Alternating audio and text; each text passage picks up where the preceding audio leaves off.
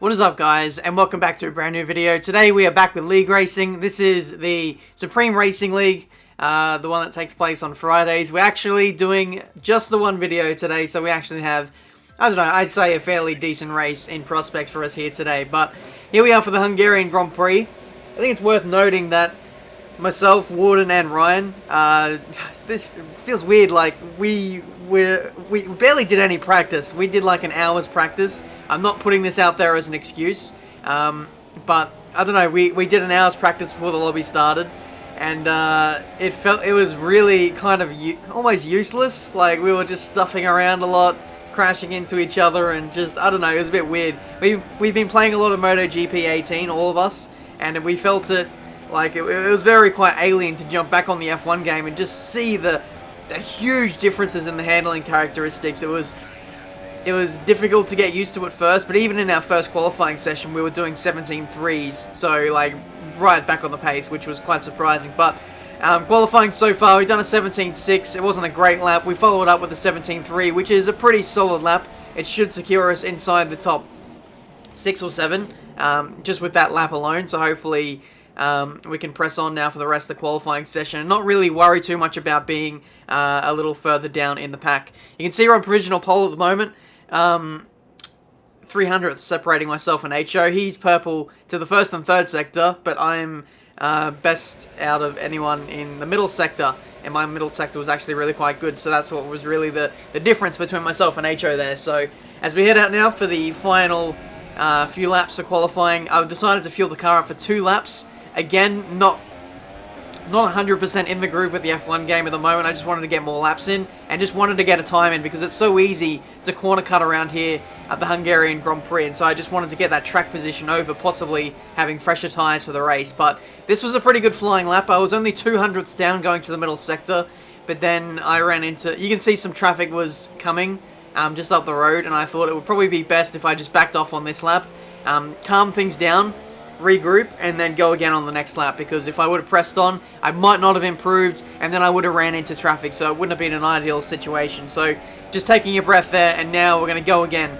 for our very last lap in qualifying for the Hungarian Grand Prix, braking just past the 100 meter board, maybe between 150 meter boards there. That's a really late braking zone, short shifting down to second, but then back up to third, fourth, fifth, and sixth, braking just before the 50 meter board for turn 2, and yeah, it's all pretty academic here. Slide the car in left, and then before you flick it in right, and we should be in for a pretty good lap. HO does a 16.9, which is really solid. Through the fast left hand of turn 5. We're up by a 1/10 and a half, almost 2 tenths. Purple. I knew I was purple. I wasn't even looking at the delta, but that is a pretty sizable margin to be up by. Through the fast chicane now, 4th gear. The traction through there is really horrible. So anytime you can get through there without getting wheel spin is pretty much a success. Middle sector now, all high speed, fast corners. Pretty much flat out in 6th gear, just managing to stay on the circuit there. Up by 3 tenths to the middle sector on our previous best time. We're up by HO by just under a 10th there, so we're looking pretty good for pole position here. And yeah, just really making sure that I attack the final couple of corners here. Final corner now, 4th gear. Make sure you get it hooked in nicely. Ryan goes purple with a 16.8. Open up the DRS across the line. It's going to be very close. And it is less than a 10th separating myself and Ryan. It is P2 for the Hungarian Grand Prix. 3 of us there in the 16s. Warden quite a way off on a 17.2, but the order looks pretty much the same. Dominator is in this league now. We've got Master Berserk in this league as well, and Jetson F1 has changed his name to Rain 96. So I think that's pretty much all you guys need to know. My teammate Zombie Hunter in P5, so that's a pretty good starting position for him. Hopefully he can get off to a good start and back me up in the race. But that's qualifying. Time for the race for the Hungarian Grand Prix. Alright, let's get things started. Hungarian Grand Prix, race strategy. Pretty much doing the one stop as always. Around this circuit you can actually get away with using the 2 softest compounds, so that is what we're going to do. 2.5 laps worth of fuel. 2nd place, front row of the grid. Let's do this. Showdown with New Zealand Ryan. Let's see what we can do. 5 red lights and away we go for this Hungarian Grand Prix. A bit of wheel spin off the start there, but we hold on to P2. HO, it looks like, got off to a terrible start. He got jumped by Warden. Now he's going to possibly have a look up my inside heading into turn 1. We're going to try and go around the outside though of our rival.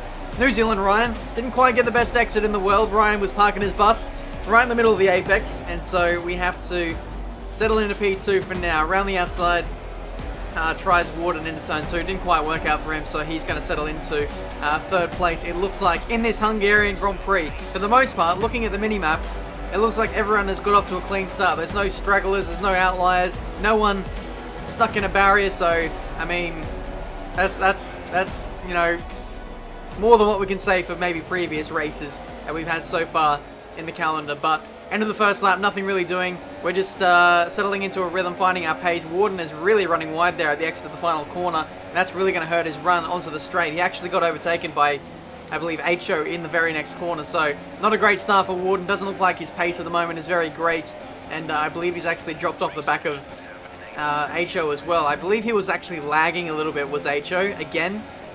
Just like last week in Silverstone, I think Warden might have got tangled up on the back of HO, maybe got some front wing damage. I can't quite confirm that, but Warden was complaining about some lag early on in the Grand Prix. But you can see lap 5, we just set a personal best of the Grand Prix, slowly closing in on Ryan as the stint starts to wear on. But this is Penske DGR TP 17. He had like 3 spins on lap 3. And just getting in the way of his teammate there, Palms to the win. So not a great start for either of the Williams guys there. They've got a lot of work to do now to get back in the points. But back to our battle. You can see we're really pushing on here to stay with Ryan to try and close him in. We got our first corner cutting warning of the race. That was actually our second, sorry. And then that was our third. So now, within the first 10 laps of the Grand Prix, we have our first penalty of the race. It was just so awkward, that turn 5 corner. You've really got to throw it in there to get the most out of the lap, I guess. And sometimes you just miss your mark. You turn in a little bit too early or a little bit too late. You'll either cut the corner or you'll run wide, and either way, it is very easy to get done for track limits there. But it's the end of the first stint now. I was slowly gaining some momentum on Ryan towards the end of that stint. We got the gap to within a second within DRS. But for the most part, myself and Ryan were really evenly matched over the course of the stints, and same could be said for HO as well. We never really dropped him. He stayed at about 2.5 seconds back in third place, so HO might be one to watch in this Grand Prix as well. But for the rest of this race, we're going to be looking to close in on Ryan. I feel like we might have the advantage heading into the second half of the race, because I did start on a set of super soft tyres that did 2 laps in qualifying, and I can't say the same for Ryan, but either way, heading into the second stint, we all have the exact same tyre life, and I'm going to try and do the best I can, try and close in the gap to Ryan. I think he has a time penalty as well, and he actually might have a couple extra warnings than what I do, so that might be something to watch out for as this Grand Prix unfolds. But through the final corner, this is our first lap on the soft compound tyres. We go purple with a 19.6, and that just confirms the pace that we have at the moment. We did that without any DRS as well, but I don't know, if we get within 1 second, maybe our pace gets slowed down due to the dirty air. That is a bit of a factor around this Grand Prix circuit. I could find that I was getting within, I don't know, 0.8 of Ryan most of the time, but then I couldn't just get closer unless Ryan made a mistake. So it was just a constant seesaw battle between myself and Ryan. He would stretch out by a 10th or 2 on some laps, and others I'd be catching him. So, but for the most part, the pace was literally even between the two of us. I think the only thing that's going to separate us today is either our tyre wear, our consistency, or the corner cutting.